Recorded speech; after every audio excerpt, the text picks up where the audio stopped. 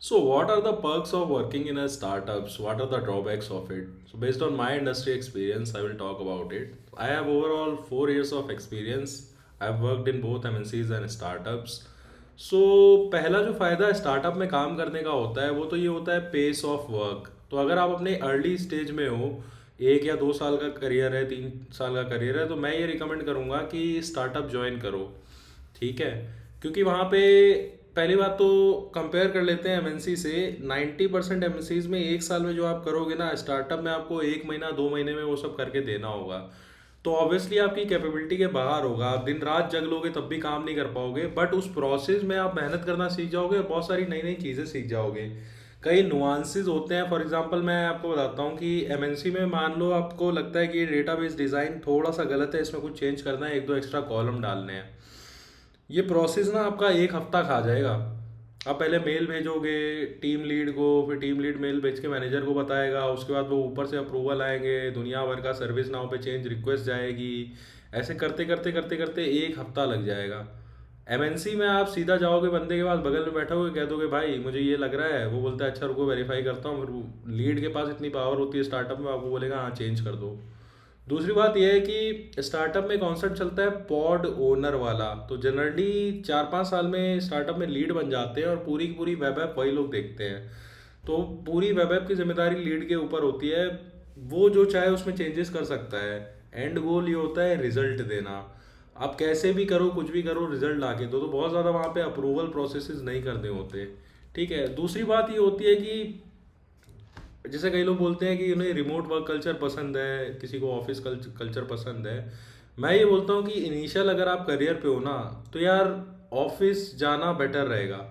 क्योंकि इसकी दो तीन चीज़ें हैं। पहली बात तो यार नए नए आपने इंडस्ट्री ज्वाइन की है, तो मीटिंग्स में होता क्या है कि मान लो 10 वर्ड का एक सेंटेंस बोला, उसमें 8 वर्ड आपको पता ही नहीं है।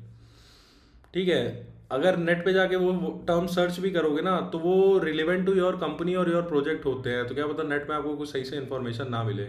तो ये छोटी छोटी चीज़ें ना आपको पूछनी पड़ती है। अब सपोज करो बंदा अगर आपके बगल में ही बैठा है आपका लीड, तुरंत जाके आप पूछ सकते हो। घर पे बैठे होगे, रिमोट होगा, तो आप उसको मैसेज करोगे, 15 मिनट बाद वो रिप्लाई करेगा। हो सकता है तब आप अनअवेलेबल हो, फिर 15 मिनट बाद आप उसको रिप्लाई करोगे, तब तक उसकी मीटिंग आ गई होगी। मीटिंग खत्म होगी तब तक आपकी मीटिंग चालू हो गई होगी। तो ऐसे करते करते इंटरेक्शन में, नेटवर्किंग में थोड़ा टाइम लग ही जाता है। तो इनिशियल मुझे लगता है कोई भी स्टैक उठाओ, कोई भी लैंग्वेज उठाओ, 1-2 साल अगर आप काम कर लोगे ना, तो बेसिक्स इंडस्ट्री के सीख जाओगे। उसके बाद कोई प्रॉब्लम नहीं आ सकती, उसके बाद आप रिमोट काम कर सकते हो। तो स्टार्टअप में एक ये रहता है कि पूरे दिन बंदे स्टार्टअप में रहते ही हैं। मतलब मैं जब स्टार्टअप में काम करता था तो बहुत कम ही ऐसा होता था कि लॉग आउट करने के बाद खुला आसमान देख पाऊँ, अंधेरा हो ही जाता था।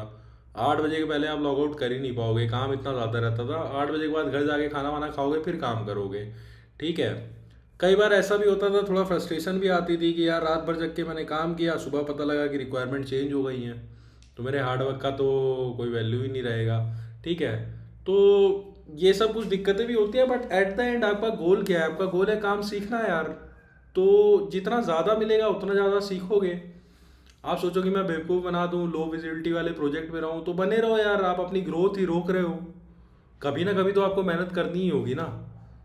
तो पहला फ़ायदा तो स्टार्टअप का ये हो गया कि बहुत ज़्यादा काम मिलता है, तो आप बहुत ज़्यादा सीखने को भी मिलता है। दूसरी बात यार मैंने ये भी देखी है ना कि स्टार्टअप के बंदे जो होते हैं ना, एमएनसी के 5 लोगों का काम अकेले करते हैं, और उसी लेवल की नॉलेज भी होती है। सैलरी हो सकता है कम ज़्यादा हो, बट उसका भी देखो, मैं रियलिटी बताता हूँ। मुझे ऐसा लगता है कि मैंने बहुत सारे लड़के देखे हैं जिनको स्किल्स और नॉलेज मुझसे ज़्यादा है, बट सैलरी मुझसे कम है। मैंने ऐसे भी बंदे देखे हैं जिनको शायद स्किल या नॉलेज मुझसे कम है, बट उनकी सैलरी मुझसे ज़्यादा है। तो इनिशियल स्टेज में बहुत ज़्यादा सैलरी के बारे में मत सोचो। 8-10 लाख तक का भी मिल रहा है ना, तो वो मोर देन इनफ है, बहुत अच्छा सैलरी है। एक बार 2-3 साल इंडस्ट्री में रहने के बाद आप ना, आईटी इंडस्ट्री की एक बहुत अच्छी चीज़ है कि अगर आपके पास स्किल और नॉलेज है ना, तो मल्टीपल टायर्स हैं यार इंडिया में। अगर आपको बहुत ज़्यादा मेहनत नहीं करनी है तो टीसीएस टाइप की कंपनियां हैं, फिर थोड़ी मिड रेंज टाइप की कंपनियां हैं जहाँ पे अगर आप मिड लेवल के भी एवरेज हो तो भी आपका काम चल जाएगा, जॉब्स अपॉर्चुनिटी है।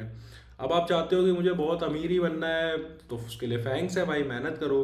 तो इंडिया में एक्चुअली आपको अपॉर्चुनिटीज़ हैं, जैसे यूएस यूरोप वगैरह में ऐसा नहीं है। वहाँ पे डेवलपर अच्छे होते हैं तभी उनको जॉब मिलती है। और मैं आपको एक बताऊं, अंग्रेजों का फीडबैक भी एकदम सीधा आता है।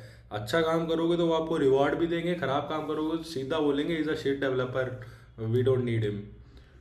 तो ये कुछ चीज़ें हो जाती है बेनिफिशियल, कि आपको नेटवर्किंग करने में स्टार्टअप्स में आसानी होती है, इनिशियल करियर में पिकअप आप कर सकते हो।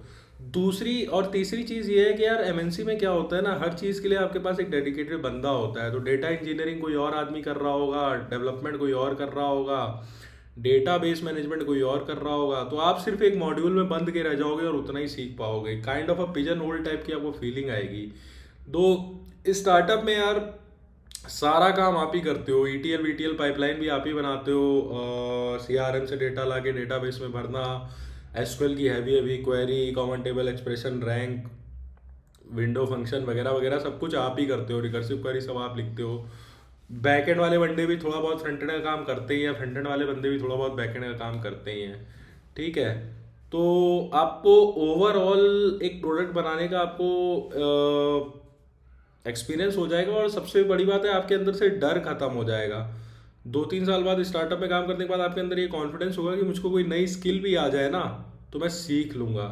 जैसे एमएनसी वालों के अंदर आपने देखा होगा ये डर बहुत होगा कि अरे एआई नौकरी खा जाएगी वगैरह वगैरह। स्टार्टअप वालों में मैंने कभी नहीं देखा ये डर।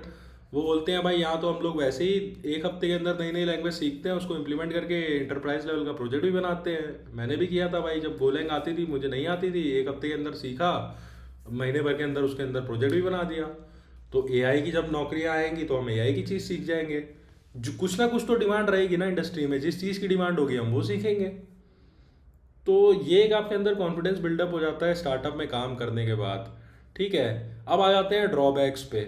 तो यार पहला फ़ायदा ही यही था कि बहुत सारा काम आता है, पहला ड्रॉबैक भी यही था कि बहुत सारा काम आता है। तो अगर आप डिलीवर नहीं कर पाए तो स्टार्टअप में यार आपने मान लो क्वालिटी ख़राब करी, प्रोडक्शन में आपका एक बार कोड फटा, 2 बार फटा, तीसरी बार फटा तो टाटा बाय बाय हो जाता है वहाँ पे। ठीक है। और काम बहुत ज़्यादा होता है तो ऑब्वियसली वर्क लाइफ बैलेंस ख़राब हो जाता है। वैसे मुझे ऐसा लगता है कि 20s में हम लोग को वर्क लाइफ बैलेंस के बारे में सोचना नहीं चाहिए, वर्क इज़ लाइफ ऐसे सोचना चाहिए। तो उन दोनों के बीच में बैलेंस नहीं है, वर्क ही लाइफ है।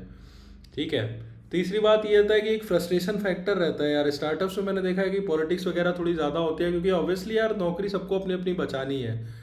दूसरी बात, स्टार्टअप में ऐसा भी होगा कि एक नया बंदा आया है, फ्रेशर, 1 साल एक्सपीरियंस है, उसकी सैलरी क्या पता लीड से ज़्यादा हो, मैंने ऐसा भी देखा है।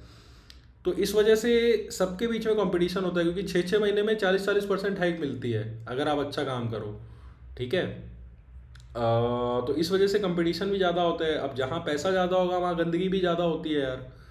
तो थोड़ा सा गंदगी में आपको संभलना पड़ेगा। देखो मैं ये नहीं कह रहा हूँ कि आप भी पॉलिटिक्स सीखो, बट ऐसे समझो यार कराटे वराटे कुंफू फाइट ये सब लोग सीखते हैं अपने आप को डिफेंड करने के लिए, दूसरे को पेलने के लिए नहीं। तो आपको भी थोड़ी चालाकी तो सीखनी ही पड़ेगी, वरना पेल दिए जाओगे आप स्टार्टअप में। तो अगर आपको लगता है कि आपको ज़्यादा झंझट नहीं चाहिए ज़िंदगी में, मज़े में काटनी है, तो आप एमएनसी जाओ फिर। ठीक है। बस यही है, एमएनसी में 4 साल रुकने के बाद आपको वो कॉन्फिडेंस डेवलप होगा कि अब मुझे कोई भी टेक्नोलॉजी पे काम दे तो मैं कर लूँगा। स्टार्टअप में आपको 1 साल के अंदर डेवलप हो जाएगा। ठीक है। तो मेरा ये मानना है कि घिसते पिटते रोते धोते कुछ भी करके 2 साल निकाल लो स्टार्टअप में, अच्छे से सीख जाओ, फिर एमएनसी में हाई सैलरी लेके बैठ जाओ। ठीक है। तो यही था यार कि एमएनसी स्टार्टअप के कुछ फ़ायदे और कुछ नुकसान।